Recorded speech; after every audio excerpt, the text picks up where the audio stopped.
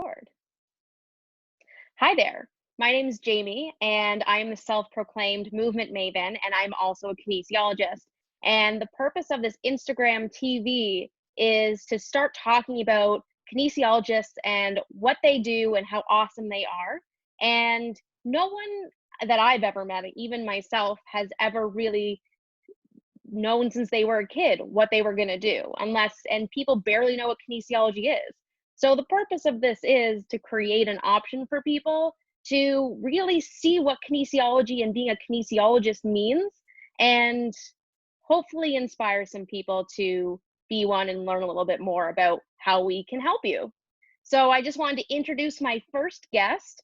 Her name is Steph, and she runs a business called Empowered Performance. And she's a super cool, awesome person that has specialized with curlers.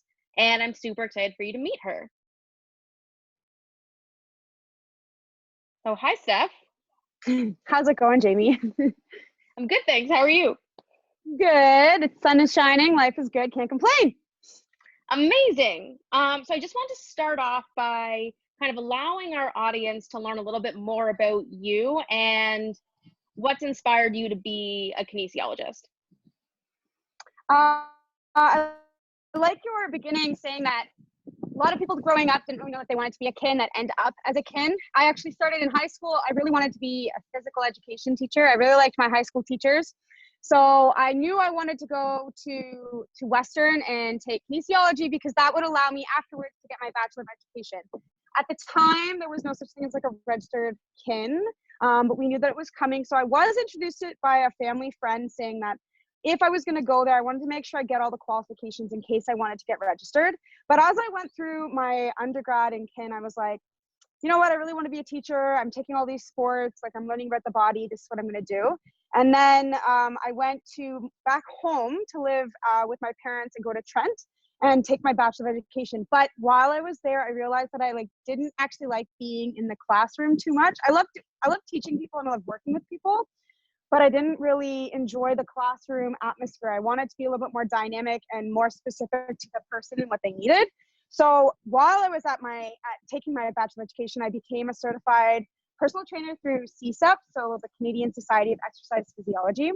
And then when I was done there, I had a couple different jobs, but I also worked as a personal trainer. So as I was working as a personal trainer, I realized that a lot of people were just they were coming to me and they were lucky that I had this kin background because they had these injuries that they were either in the middle of working with a physio with or about to have surgery, etc. And I actually thought they were really lucky that they just happened upon me because I felt like a regular personal training qualification might not give you the understanding of how to deal with those special populations. And I was getting frustrated when I would watch like boot camps happening and people who told me that they needed like shoulder surgery and they were doing chest presses on a Bosu ball and then they would need shoulder surgery. So the person in charge wasn't actually helping the person who had the injury. They were just running through the class and it was blanket. So I understand throughout this whole process, I totally believed your experience trumps a lot more. Your experience in your education trumps more than just whatever qualifications you have. But I felt like there was something missing because when I was talking to physios and chiros, they kind of just looked at me like I was just a personal trainer. And even though I knew that I had this understanding of how the body worked and how I could help people deal with their injuries and make their body move well so that they could live a healthy life. So it was really frustrating. I don't think there's anything wrong with your general personal trainer. It's totally applicable. It's a lot of my friends are personal trainers. So first off, not trying to down that at all. But I wanted to be able to be that person that physios would have and co-manage their clients with. But I wasn't getting the respect that I wanted. So I was complaining to a cousin who is a kin about this. And she says, Steph, that's what a registered kinesiologist is. They are a regulated exercise professional, essentially. There's two ends of this. There's two broad ends of the spectrum. You've got the clinical rehab, and then you've got the training in the gym, but understanding that those pieces intertwine. So this was only a year ago, last Christmas, that I had this mental shift. I was like, I should become regulated. I need to get regulated so I can get this respect from the other regulated health professionals that I wanted. So I ended up getting registered like 6 months later, and have been working as a kind of like, I've been working as a personal trainer and a kin in conjunction. What I've ended up kind of shifting my business towards is bridging that gap between rehab and performance. So I never actually physically worked in a clinic. I did work with a chiro that I helped co-manage some of his patients. So if they had something that was more like, if they increase their general strength while managing the shoulder injury, their life is going to get a lot better. But what I was kind of finding was that a lot of the athletes that I worked with had some sort of chronic pain. A lot of the fresh retirees that I was working with had something that they'd been dealing with, like knee, back pain, foot pain for years. And now they wanted to go and, play with their grandkids or go on a bike trip to Italy or something like that, but they didn't have the physical capacity. So I found like this nice, quick little niche. And because I got regulated, I got the respect that I was looking for from those other regulated health professions. And it also really helped me lock in how I help serve people, because I had that regulatory body making sure that I was doing everything I could in terms of documentation, ethical decisions, and really making sure that things are working well. So I hope that answers your question. I didn't want to be a kin as a kid. I wanted to be a phys ed teacher, but I think deep down I just wanted to teach. And I'm at the space now where as a registered kin, I am training people with my understanding of the body, and I'm able to teach them more about the body. For sure. And that's really awesome because what I got throughout that whole story is that you're just so passionate about educating. You're passionate about being able to not only educate, but also connect with the people that you're with. And based on like our conversations, like, you know, that I have much more of a clinical background, and, you know, being a kin has really just been allowing me to be able to work with people from both ends of the spectrum in terms of injury and performance, and really bridging that gap. And I think that that's so important to understand that kinesiologists can do, especially when our whole profession is only regulated in like one province in one country in like the whole world. So there's not so much awareness, but I think it's so important to be able to have that message of, we really want to educate and connect with you to give you that control and that awareness to be able to participate in these things, and also identify when things are a concern and to get them treated or assessed or worked on sooner rather than later. And that's something that I found with myself is being on that clinical side, people would kind of get better and they'd get the treatment that they want from that physical care. And then I'd be able to work with them to be able to progress them to a point where they can kind of get back to where they were and they had a new understanding of what their performance as a human could be. So it's not just being able to perform an exercise and to be like a pain-free human, and those are separate things. It's how they work together so that you can do certain things to be able to benefit you and also help you feel good without that risk of injury as well. So I thought that was fantastic. So that's an amazing story. And I wanted to talk to you about that because you are just such an engaging and person that just creates light everywhere you go. So Oh, thank you. Keep going. I'll give you 20 minutes to stop. That's what my dad always says. But yeah, no, thank you so much for that. Tell me a little bit more about like your specific like interest and what you're really passionate about teaching. So my niche is actually quite unique. I do work with pretty much anyone that identifies as a high achiever. I like to work with people that want to learn, want to be action takers. They want to embrace discomfort, or at least learn how to become and embody those pieces. My unique niche is actually competitive curlers. And because I'm a competitive curler myself, so growing up throughout all that, as I was doing my kin degree, I basically soaked in all the information and applied it to how I might train a curler. Because growing up, there was no, if I Googled fitness for curling, there was nothing for a curler. There was like maybe one or two articles from some random website, or a physio did like one or two things to protect your knee, etc. So there's not much out there. And which is really cool now is there is more out there, and a lot of the stuff actually is mine. So if you Google fitness for curling, you're probably going to find some of the stuff that I've got. But I'm trying to change that landscape, because just like golf was like 20 years ago, curling really wasn't associated as being a fitness sport. And a lot of curlers take offense when people say that it's not a sport because it's not hard, etc. Whereas this was like 10 years ago. Whereas two Winter Olympics ago was kind of the first time that people went, you can be a fun social curler, because we're such social beings. We love to have fun. We love to compete and socialize. But you can be that person and still train for your sport because you want to get better. Maybe you want to there's only so far that your skill can take you, and then the fitness takes you that little extra edge.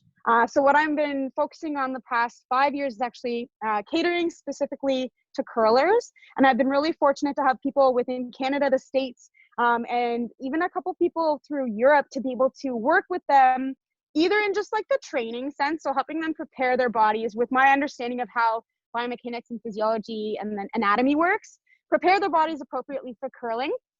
But then also working with some people who maybe have an injury or a technique issue, and really what's happening is they've got a couple stabilizer muscles that probably are overworking or underworking, or we're playing with that ability to mobilize, be mobile and stable in certain major joints of the body.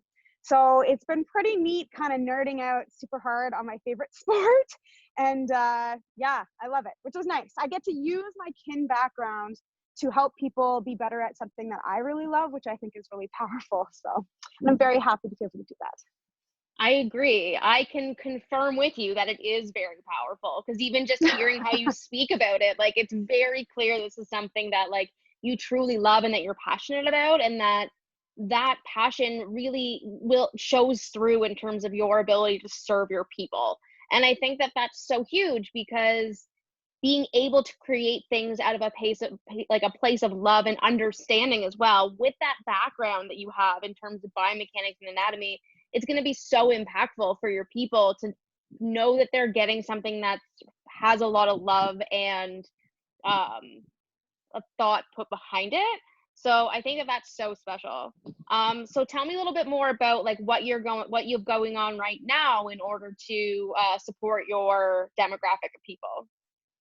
Well, right now, because of the COVID pandemic, everybody is locked into their houses, or at least have like some restrictions on like where they can kind of walk or run or be.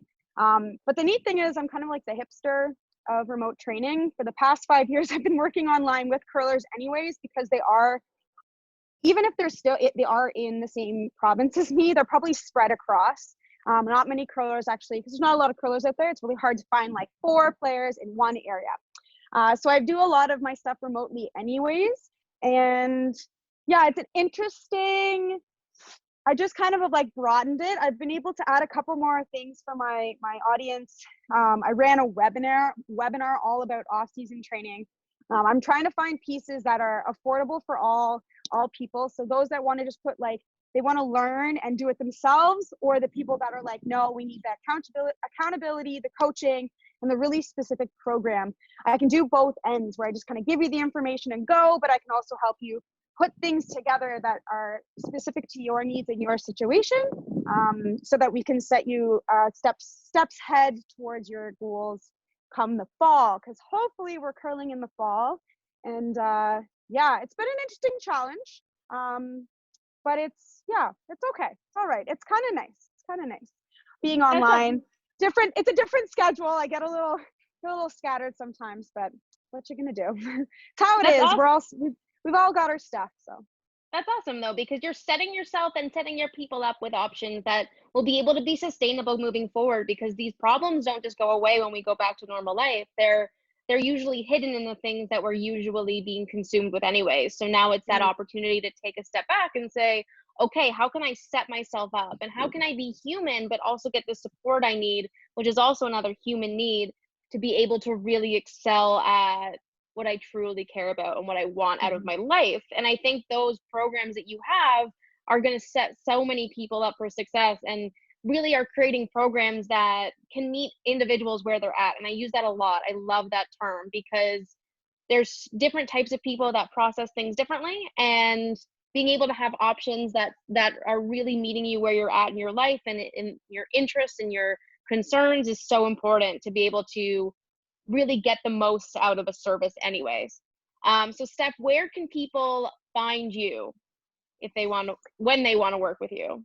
or if they just want to learn, I have if you go to empoweredperformance.ca, I actually have a lot of resources up there. So a link to my YouTube channel, a link to my blog post that I talk deep, like super nerdy into a couple of those different things. So if you want to just understand a little bit what I do, that's probably the first place I'd start. Or you could go straight to Instagram and Power Performance. I'm on Facebook, same thing. And then Twitter is fit_nut_curl. But it's all the same Amazing. stuff. Yeah, it's all the same stuff. It just depends on how you like to consume your information. For sure. I find that your Instagram lives in your not in your stories are probably one of my favorite things. Just because even when I'm having like a really lazy or like, like unmotivated day or, whatever I'm doing, I find that I always see your videos and I just feel uplifted. Even if I'm like, Perfect. even if I'm not even like, sounds not even on. It's just like your head bobbling around. I'm just like, I feel good now. I feel ready. If Steph can do it, I can do it. So it's awesome. But Mission accomplished. amazing. You got one, so you're good. And I'm not even a curler. But thank you so much for chatting with me today, Steph. Thank you for No, thanks for being having me. here. Yeah. And I look forward to the things that we get to do together and seeing what you can create. Perfect. Thank you.